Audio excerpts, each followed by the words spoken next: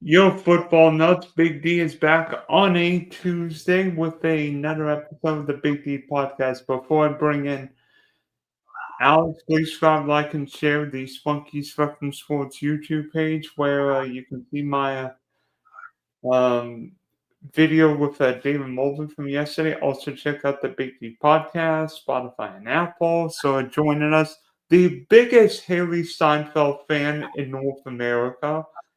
Oh, wait.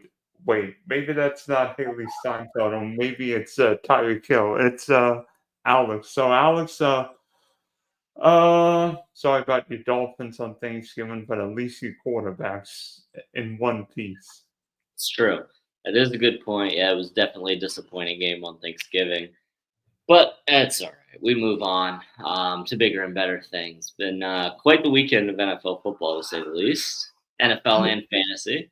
Hey, at least our quarterbacks didn't throw a 92-yard pick six to Leonard Williams. Hey, that is true. But what a game we had last night. Jeez, I mean, whether you had fantasy implications like I know we did, or you're just an NFL fan, that Browns Broncos game was one for the history books. Yeah, the Denver Broncos beat the Cleveland Browns 41-32. And I actually took a double take at that score, and I'm like, what? Yeah, it's definitely not a score you see every day. I think it was the second time in NFL history that a NFL game finished 41-32. Can you, this crazy random trivia, there's no way you get this, but can you name the two teams that were playing the only other time there's been a 41-32 finish? Colts and Patriots. Nope. You got one of the teams right, kind of. Oh, is it the Baltimore Colts and San Diego Chargers? No.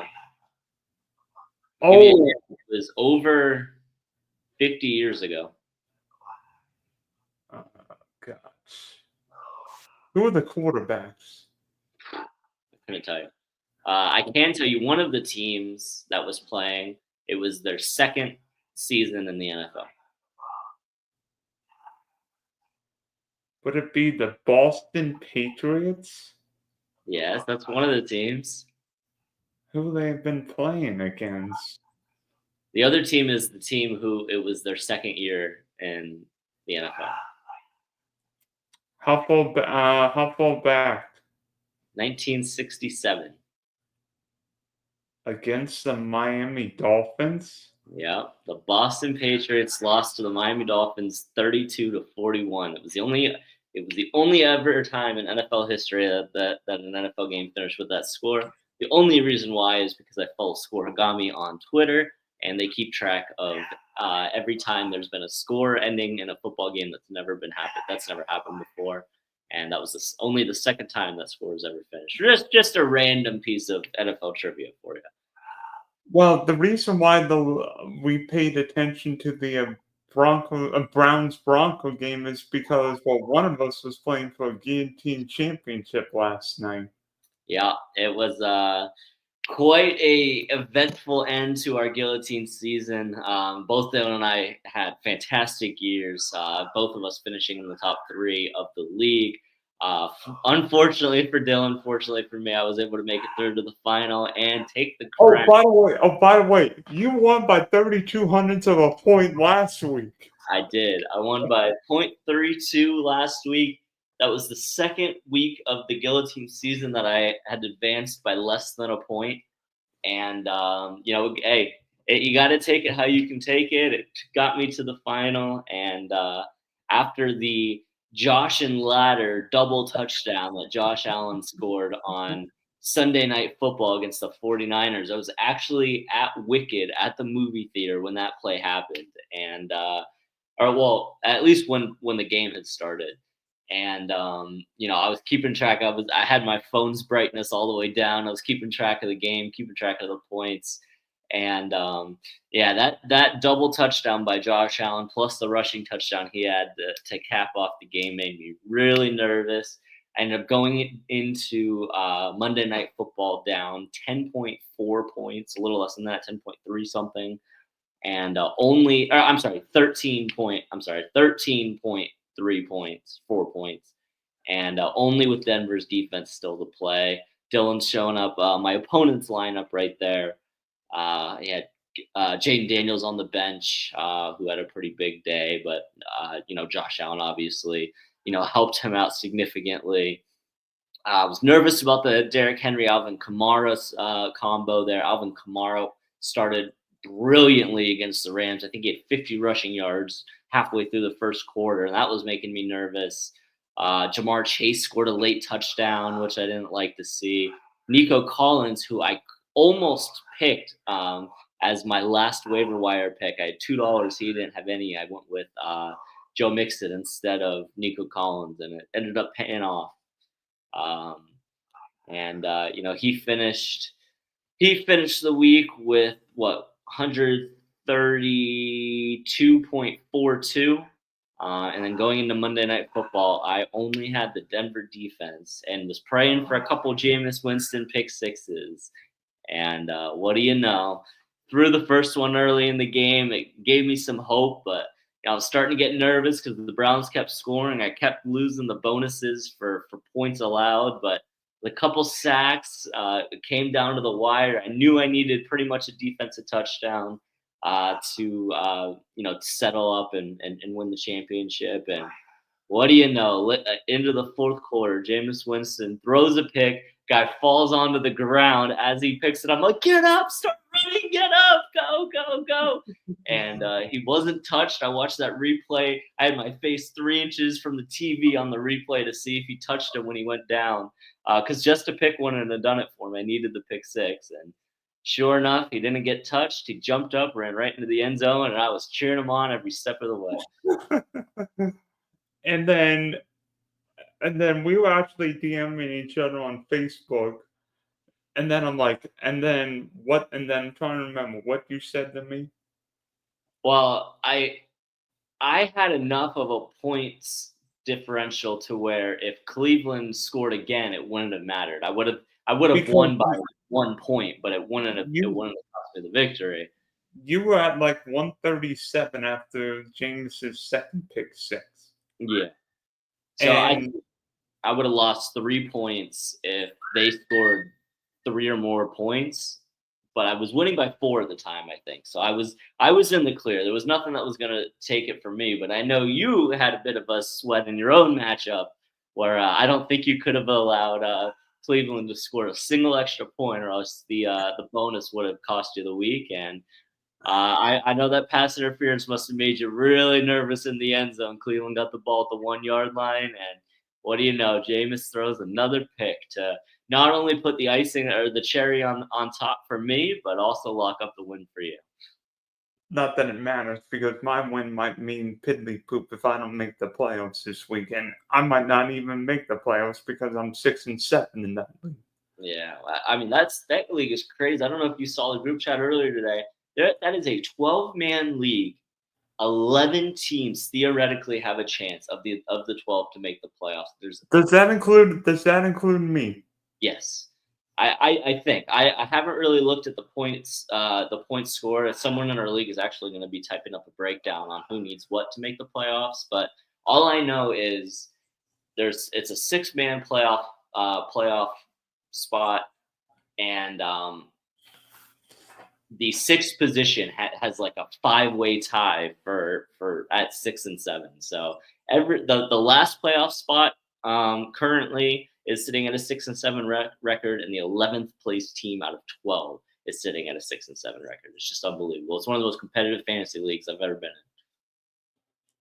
Oh, by the way, who told you about using the Denver defense?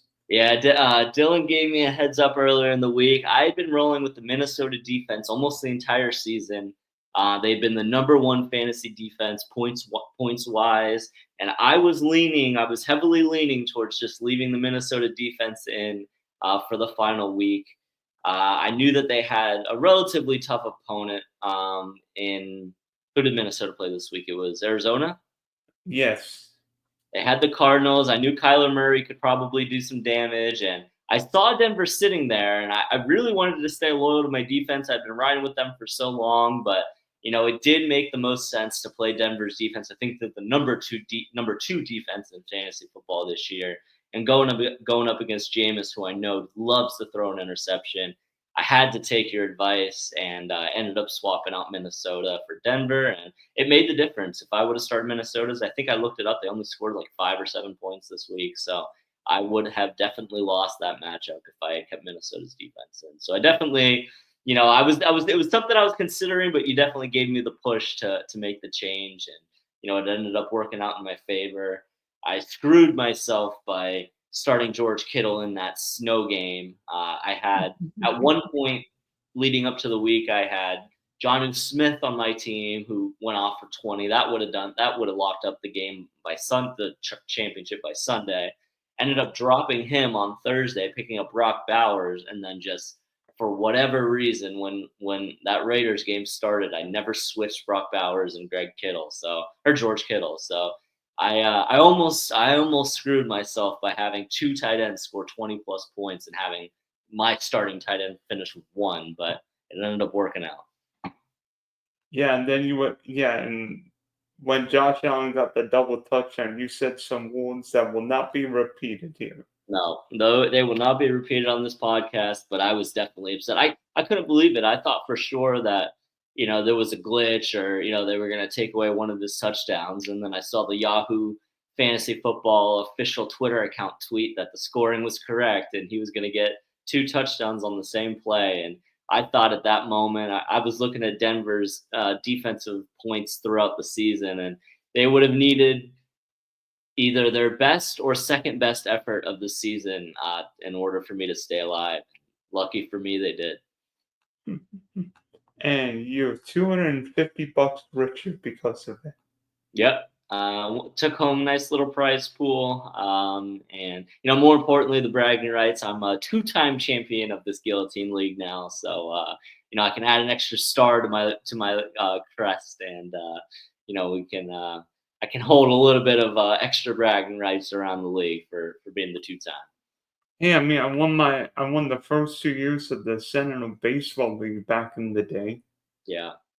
Hey, there you go. Hey, anytime you can add a star to your logo and add an extra trophy to your cabinet, whether it's a fantasy trophy or if you actually have a real thing, I actually have one league that plays for a WWE style championship belt. I've got that in my house right now. So I've been having a couple good streaks lately. I've been winning a couple leagues, so I'm happy about it. But I think that's enough about fake football. Let's make the transition to some of the action on this NFL weekend. I'm gonna start with something close to home to you, Dylan. Your Jacksonville Jaguars, obviously, I think one of the main storylines this week. Obviously, they could not pull off the victory against the Houston Texans. It was a close game. They definitely had some opportunity there, but I think the main talking point, the main storyline is the hit that Trevor Lawrence took as he was sliding down on the run. Obviously, I think it was a dirty hit. I think everyone is pretty much on the same page there. He was fined 3 weeks. What is Azeez? What's his name again? Suspended 3 weeks. Or suspended 3 weeks. For the hit. He is appealing that. I don't think he's gonna have too much success on that appeal, but we'll have to see the result of that. But I guess let me just talk me through. I'm sure you were watching the game, Dylan. Talk me through your initial reaction to the hit, and what that kind of means moving forward. I thought the hit was the worst hit I've seen all year. I think he should have gotten more than 3 games, especially because he's a repeat offender. He got enough. He punched Rashawn Johnson week 2 against the Bears. He's gotten to multiple altercations. And, the NFL's trying. I understand, some people may say it's a late slide, similar to what happened when Kiko Alonso bailed into Joe Flacco, but, quarterback's giving up his body on the Trevor's giving up his body on the play, and yet you went you didn't just dive over him, you went straight in there. You're not only hurting the other team's quarterback, you're potentially hurting your body. Exactly. I mean, it was I think his quote was that he didn't see that he was sliding until it was too late. But That was either bullcrap. You knew what you were doing. I mean, excuse me. His name is Azeez Al-Shaair. yeah. Yeah, I just found it myself. I mean, I think it's a pretty lame, cop out or excuse that he went with there. I think everyone could pretty much see that he had plenty of time to at least ease up or try and move out of the way. But it was a direct shot to the head. I don't think that there's anything he could say, that would you know have me questioning if that was an intentional hit or not. Because it just, as you said, he's got a record. There, it is not a first offense type thing. I mean, we've seen a couple different plays from him. I saw a compilation on Twitter the other day about how many, either borderline dirty or at least hits to the head that or punches, even like you mentioned, that he in particular has been a part of. So I think 3 games, as you said, if anything, it's light. He definitely deserves at least a 3, but I wouldn't have even been surprised if it was longer. I mean, if it were me, Al-Shaair suspended for the rest of the year. Because I mean, you imagine if that's Josh Allen, Patrick Mahomes. Oh, if it's Patrick Mahomes, guy's probably never playing again in the NFL for the I rest of his mean, I'm career. gonna be honest with you, I wouldn't be against that either. Yeah, I don't know. I think the NFL is so inconsistent when it comes to suspensions and penalties, and they really do seem to go over the top on some things and hand out glorified wrist slaps for other things. I'm not necessarily, I would have been very surprised if it was even rest of season. I i think somewhere in the 3 to 6 game range would have been ideal and expected, I would say, just based on what the NFL does when it comes to punishments. If he had bet that he was going to knock out Trevor Lawrence for the rest of the game, he would have been done for the year, because we know the NFL is very strict when it comes to betting. Other things not so much, but I think 3 could have been a little light. I wouldn't have been surprised at all if they gave him 6, and I think it was probably a hit deserving a 6. Anything more than that, I just wouldn't have seen that be the decision that Roger Goodell would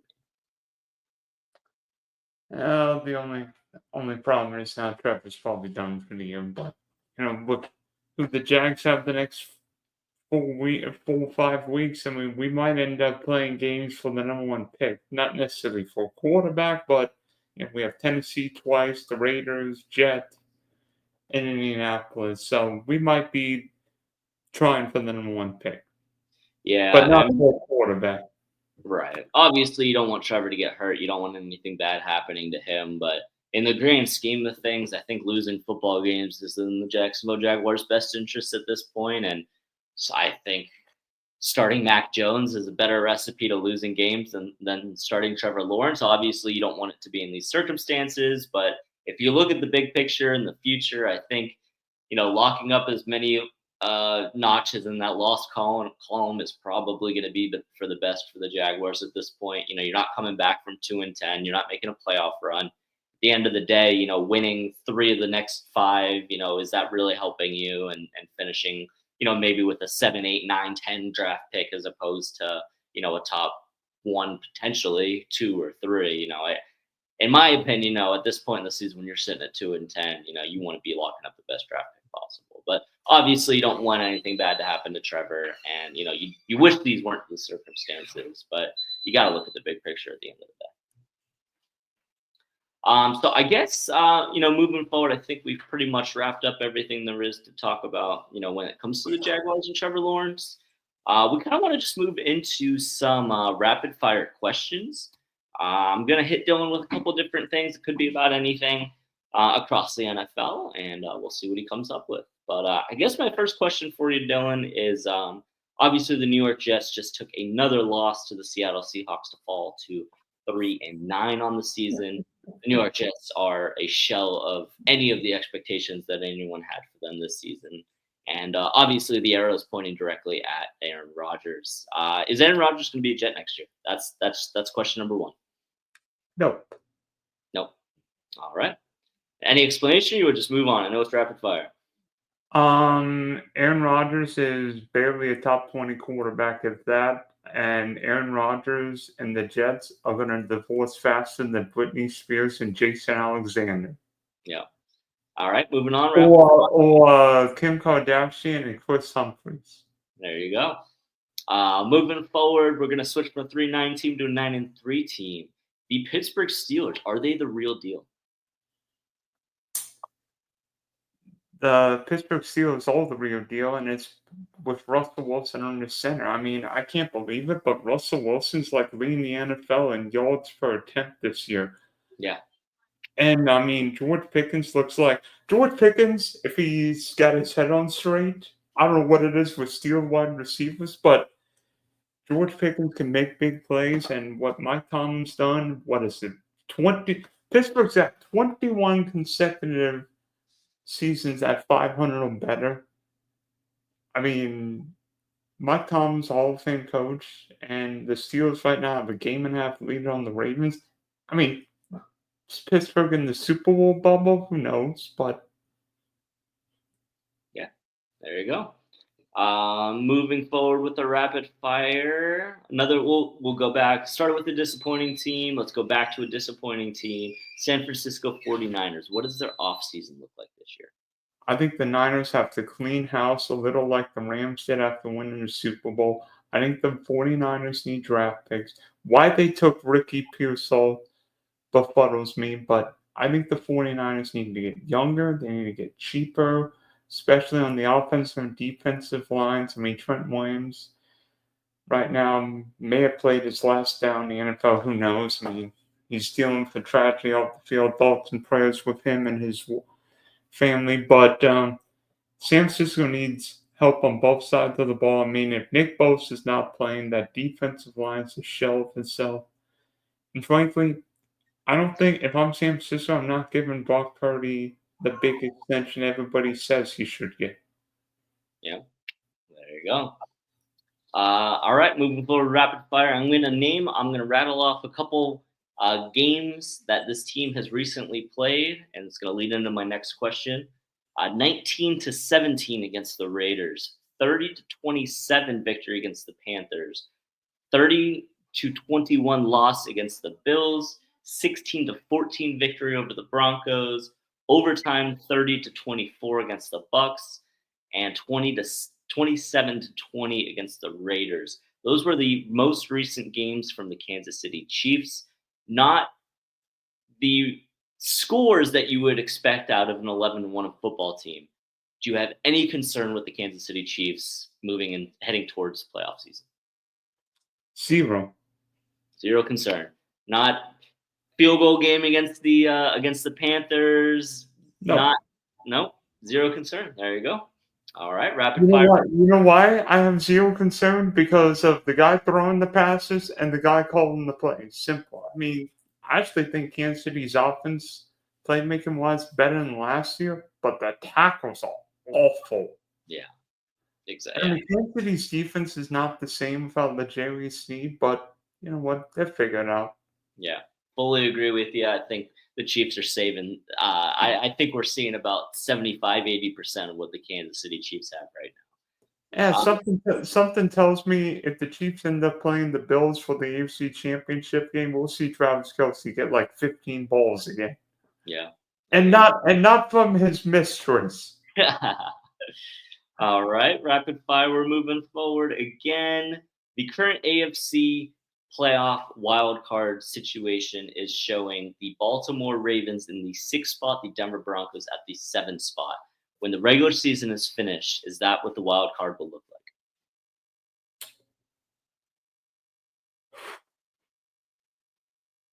No. I think the Ravens are also the 5. I think Baltimore could still win the AFC North. I know they have a game against Pittsburgh, that weird Sunday, Saturday, Wednesday slate, and then at Houston. But Pittsburgh's got at Philadelphia, at Baltimore, and then Kansas City on Christmas. That might be the hardest 3-game stretch of the year. Yeah, I could definitely agree with you on that. I mean, at Green Bay, at Buffalo might be the hardest 2-game stretch of the year. Yeah, that's very fair as well. Let's see. I could probably get a couple more in here for you, maybe two more. Let's go with the Philadelphia Eagles. Just speaking of the Baltimore Ravens, just knocked off the Baltimore Ravens 24-19. Again, the Eagles are sitting at 10-2, fantastic record. Not necessarily elite dominating performances every week, but still getting the victories when it matters. Same question I have with the Chiefs, but also a twist on the end. Do you have any concern about the Philadelphia Eagles moving into the playoffs? And follow-up question, what does Saquon Barkley have to do to win MVP this year? The Nick Sirianni is the only concern I have about this Eagle team because can he fulfill all obligations? Because we know Philadelphia is a difficult place to play. I mean, the Eagles have 4 or 5 at home. I mean, they've got Carolina, Dallas, New York. I mean, and Washington. The only tricky game could be Pittsburgh, and that's at home. And honestly, I don't think running backs will win an MVP right now. I think we know the MVP is a de facto quarterback award. Yeah, I've been complaining about it for years. It's the best quarterback of the season award. It is not the most valuable player. I think it goes without question that Saquon Barkley is the most valuable player to his team this season. I'm sorry, I understand the quarterback argument, and it's just what this award is about these days. But if you take Saquon Barkley off of that Philadelphia Eagles team, they might have half the wins this season. I mean, he is just having that dominant of a season. He's on pace to break Eric Dickerson's single season rushing record. I mean, I remember when Adrian Peterson was creeping towards the 2,000 mark, and everyone watched every single game going down the stretch to see if he'd be able to pull it off. It looks like Saquon Barkley's going to walk past that 2,000-yard mark. But all right. So only concern with the Eagles, I fully agree with you there, Nick Sirianni. As far as what it would take Saquon to win MVP, I mean, I guess Josh Allen and Lamar Jackson just fall apart at the end of the season, and it kind of just falls to him. He's got to be third in the running, right? Second, there you go. So really just takes you never know. You never know what could happen. I'm for it. I'm on Team Saquon for NFL MVP this season, but that's just me. And I guess let me see. I mean, I've got that was pretty much everything I wanted to hit you with. Let me see, is there anything else to bring up here? This isn't as much of a question, but just a callback. I don't know if you remember our NFL preview sessions before the season started, but we had a couple bold predictions that we made for this upcoming NFL season. And I don't know if you remember one of the ones I said that Jaden Daniels was going to be a top 7 fantasy football quarterback of the season. I think it's safe to say that prediction may be coming true. How about that? Wait a minute. Didn't I say the San Francisco 49ers would miss the playoffs and everybody laughed at me? Yeah. I didn't laugh at you. I definitely had a little bit of a question about it, but I actually told my buddy the other day that you had predicted that the Niners were going to miss the playoffs and have a very mediocre year. So it definitely seems like we both know at least a little something about something, huh? Yeah, and although I had the Commanders win the NFC East, but that's Yeah. another. I'm curious. In regards to, I just want to kind of fact check myself really quick. Oh, by the way, that would be 20 straight years with no repeat NFC East champs since the 03-04 Eagles. Yeah. All right. Well, Jaden Daniels is currently sitting at least in this scoring in this league, in our PK league, QB3 in fantasy. So against Let me see if I could guess the top two. One is Josh Allen, and the other's Lamar. you got one of them right. Now this is PK league. I'm not sure 100% about the scoring. It should be pretty standard, but Josh Allen is actually sitting 5th. What? Lamar Jackson is the season number 1 in fantasy football. I know that for sure. But the QB2, as far as season total number of points in fantasy football, is not. Jalen Hurts? No, he's 4. So you know 4 of the top 5, but you're missing one. Wait a minute. Hold on. I'm trying to think. Team has been very underwhelming this season, but he has been putting up good fantasy. Oh, Joey B. Joe Burrow. There you go. That's your top 5. Josh Allen. Yeah, Joe Burrow might throw 40 touchdowns, and his team might go 4-13 or whatever it is. It's crazy. But yeah. All right, Alex. Thanks for hopping on. Hopefully, we stay alive in the PK league and go have a beer on your Guillotine win. Thanks for having me, Dylan, and thanks for riding through that Guillotine season with me. It was a lot of fun playing with you. I'm glad we both were able to make it as long as we could. Both of us making the top 3.